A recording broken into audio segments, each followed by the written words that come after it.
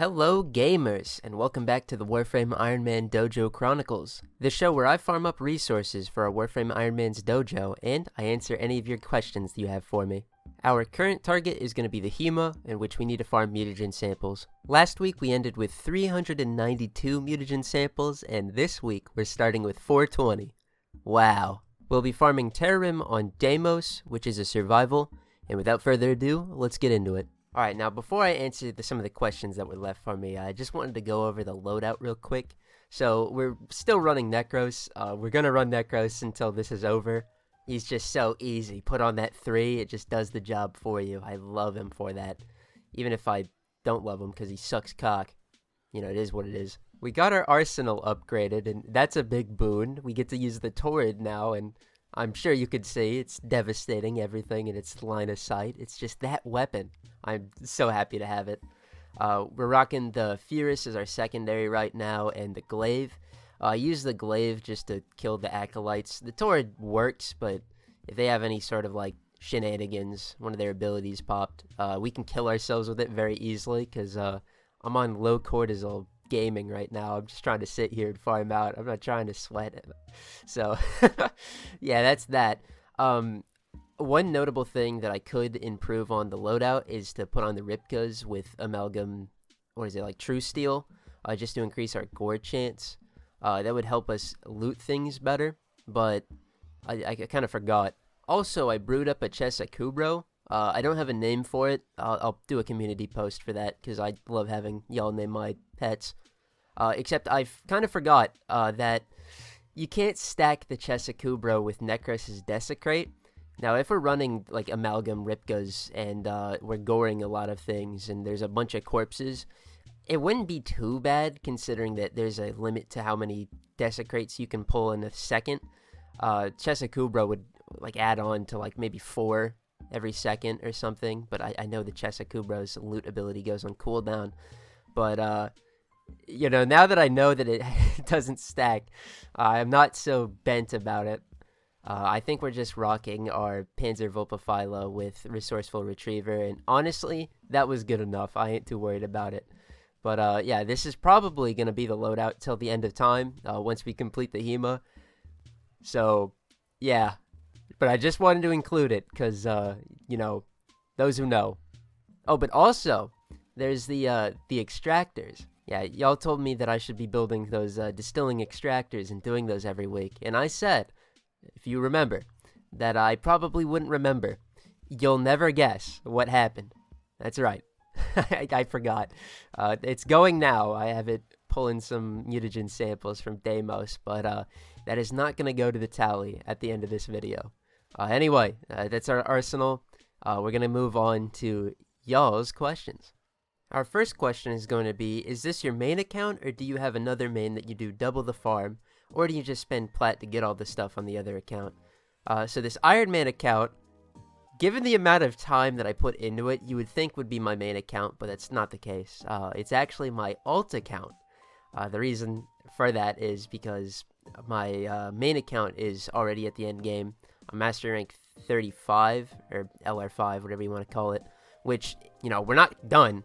I still have stuff to do on that account, but there's nothing that I'm really, like, driven to do. I don't really care about the legendary ranks so much, because they're just kind of an accessory at that point. Like, yeah, you get legendary cores when you rank up, and it is kind of a completionist thing, but considering I am starting a completionist account, I'd rather dedicate all of my time into that rather than playing on my main. So, the Iron Man is my alt. I'll answer that.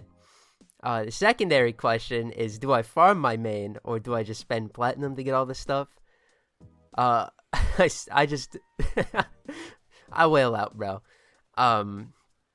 Especially as of late, I haven't been too keen on doing the latest grinds. I think, I probably would have done follies after a while if I wasn't fucking platinum rich. I don't want to flex or anything, but you know, I kind of just I wail out, and I get this stuff using my tri-monthly budget, my quarterly budget, let's say that's better. when the Prime Access has come out. And that pretty much funds me for the entire period in between. So that's how I handle the main. Eventually, I would like to play more on my main, but with how much time I have to put into the Iron Man, it's kind of been neglected. I hop on that account maybe once a week just to do my Netracell EDA, ETA, and then call it a day. But yeah. Our next question is going to be, what is your favorite Prime frame design? Have you considered crate busting as a farming option? So I'll start with this second question because honestly, we'll get through this pretty quickly. Fuck no. I don't want to do any crate farming. Well, actually, let me rephrase this. I don't want to farm crates for resources until we get to 1999, and that's not even going to be for resources. That's just going to be for the calendar. Farming crates for resources is just, it's so ungus, bro. And I have the method on lock, alright? The Necros looting, it came through this week, you'll see.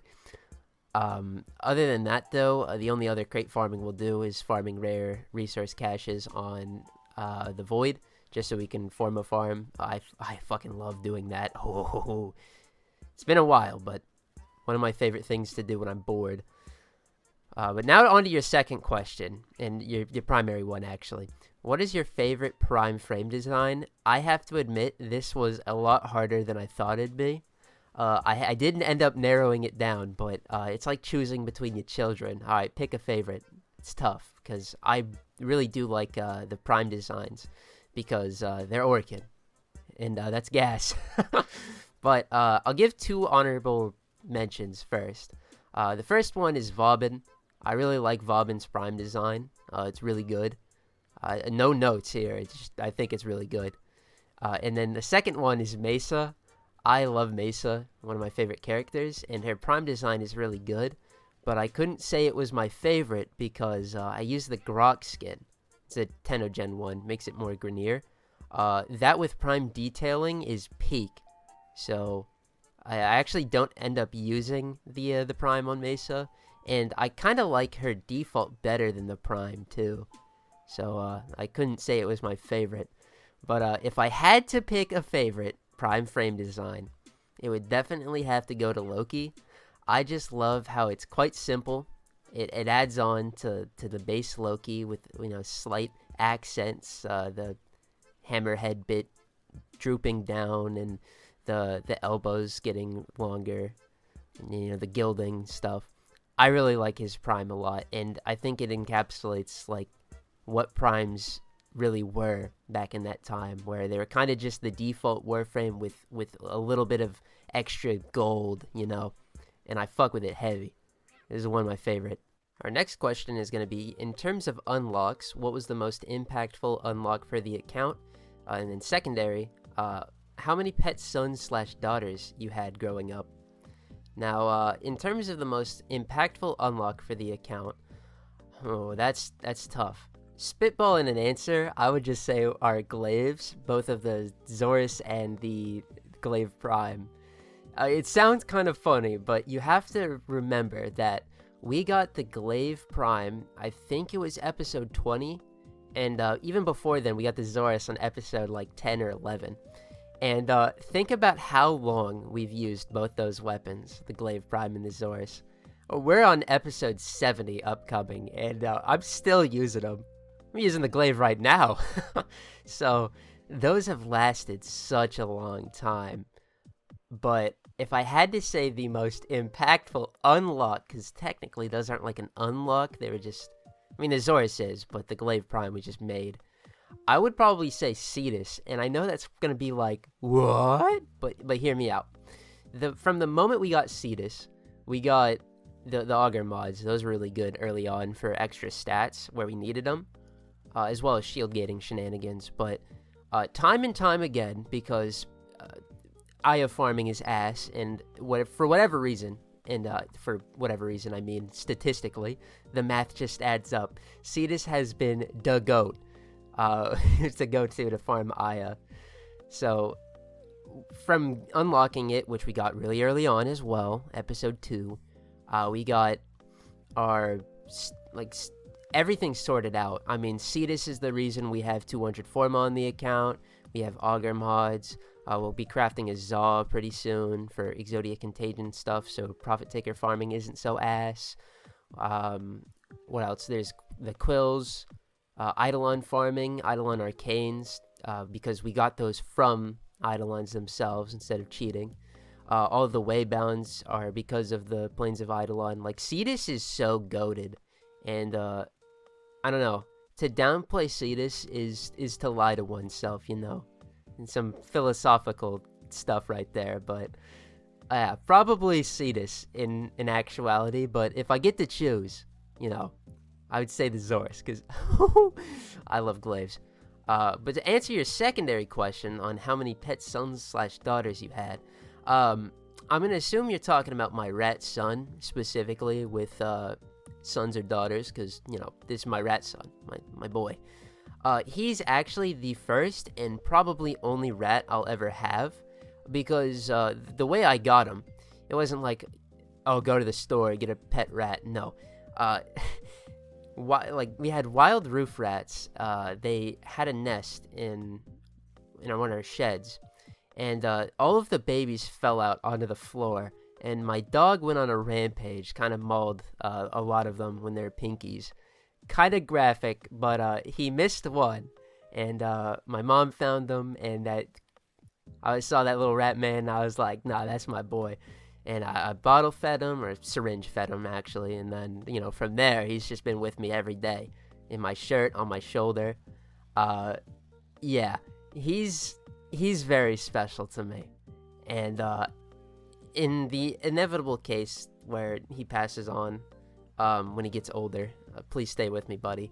I don't think I'm going to be pet shopping for another rat son or a rat daughter. I think I just want to stay with the circumstance and the blessed nature of this creature coming to me. He really is that special to me. Alright, now our final question is going to be, so that 10 years Sabir miniseries. Well, I got great news for you. After we get the Hema, and I think the next thing we're going to do is the Nux, but I'm going to be real, it's quite the same thing. We have to go farm excavators. Oh, that is the next phase of this operation, is excavator farming. So, I'm hoping it's not 10 years. I know the staggering amount of cryotic we have to get is going to be shit. But I don't think it's going to be 10 years. But it is next. Because, I mean, I'd never have cryotic on standby. The rest of these resources, piss easy. I have a bunch of field-drawn samples, a bunch of detonite injectors, or ampules. I have both. I have field-drawn and detonite injectors, too. It's not that hard to get those. But, cryotic? We gotta, like, go out of our way. Maybe I get, like, 900 a week if I do my circuit. But, you know, you don't stockpile a bajillion. So, yeah. Cryotic farming's next, and that's gonna suck so much ass, but I gotta do it, so it's gotta get done. Alrighty, gamers, let's go ahead and wrap this one up. We went for 30 minutes on Terrim. Never mind that it says 40 minutes, that's a lie. Shh. I don't actually remember pausing or anything. Whatever. We managed to get a total of 196 mutagen samples. That's a lot better than last week, where we only managed to get 2. Anyway, 196 mutagen samples brings us to a total of 616 mutagen samples. We have now passed 1/10 of the way there. Great. Anyway, gamers, I want to thank y'all for watching. If you like this one, leave a like. If you disliked it, you can do that too. This series will go every Thursday at 1 p.m., so be ready to tune in for the next one. If you have any questions you'd like for me to answer, or any hot takes, we'll do those too. I get real original on y'all. Go ahead and leave them below. There's no guarantee that I can respond to all of them, but, you know, engagement and such. Anyway, gamers, thank y'all for watching. Mwah! I'll see you when I see you.